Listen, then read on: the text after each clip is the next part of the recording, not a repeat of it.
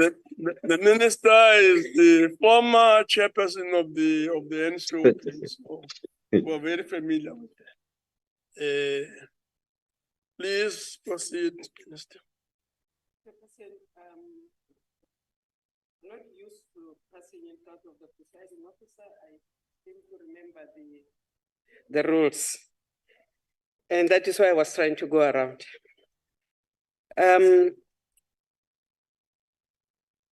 My response is to the question from Honorable Bartlett, is that no, as the security cluster of ministers, we have not approached the head of state to deploy us or to start implementing any provisions of the state of emergency.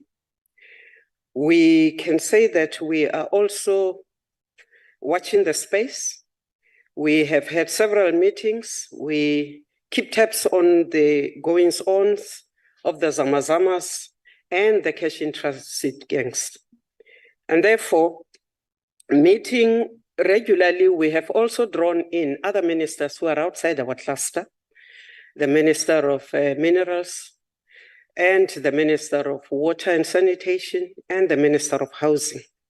Very deliberately, because the impact of the Zamazamas also affect these two ministries, especially the housing, because in parts of Gauteng, the Zamazamas have actually begun to threaten people.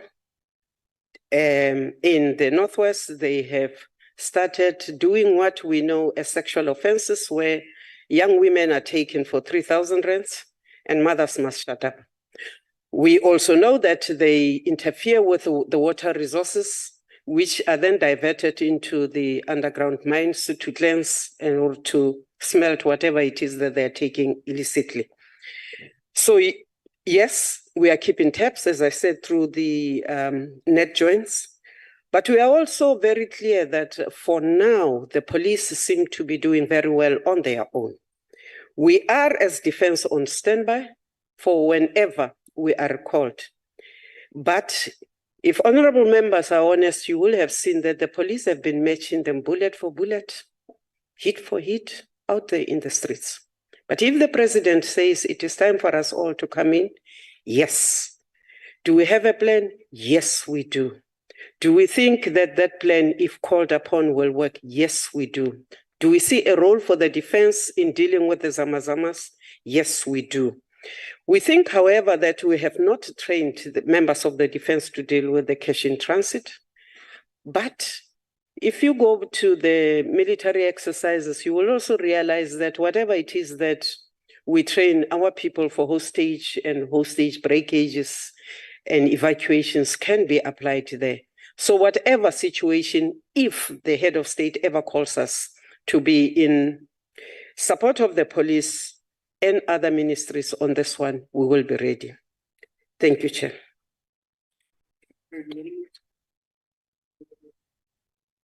The first question becomes Thank you very much, Honorable Chairperson and Honorable Minister. Thank you very much, Honorable Minister, for your elaborate response to this critical question, which continues to generate public interest.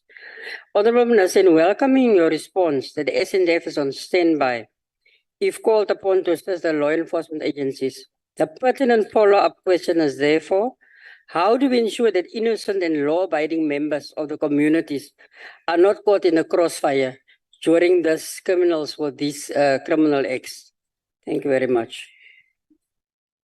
If defense is called in support of the police, members of the defense are led by the police.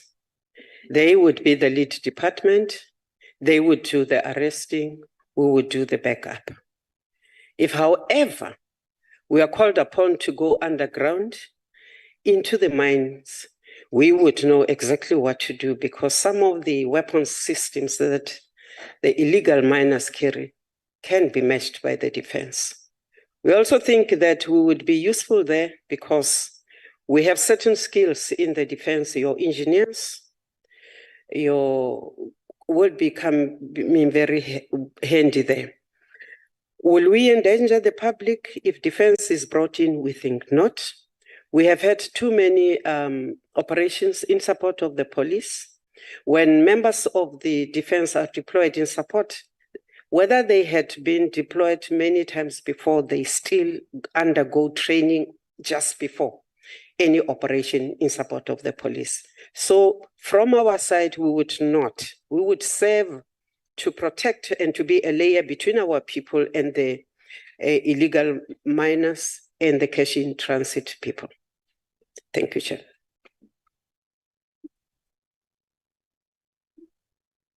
Proceed to Honorable Barnos.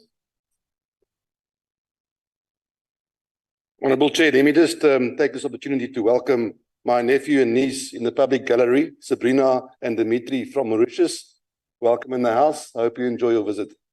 Honourable Minister, dealing with zamazamas and cash in transit heists is a police competency. The South African National Defence Force is already not sufficiently resourced to assist SAPs with work for which they should have capacity. Minister, if your department is indeed requested to assist with plans, what plans do you have in place for such assistance?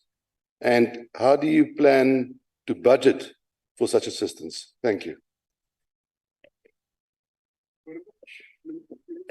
Thank you, Chair.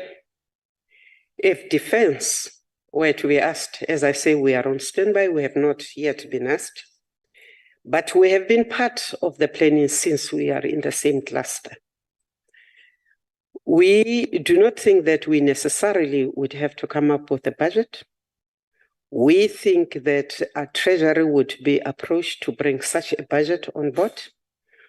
We do not think that we would necessarily have to spend money for special training. As I said, we have engineers. South African soldiers are known for their bravery. And therefore, we think that other than to transport members between the events and between the mines and for the S&T and for whatever else, that we would look to Treasury. So we would not be diverting any resources that are already inadequate in the defense for such an operation. But we cannot fault members of the defense and say, we have not been able to be trained enough to deal with any situation which would protect life, limb, and property of South Africans. That is our role. That is a role that we would not want to be within the confines of the borders of South Africa. But if needs be, if we are called upon to protect South Africans against anything, we will be ready. Thank you, sir.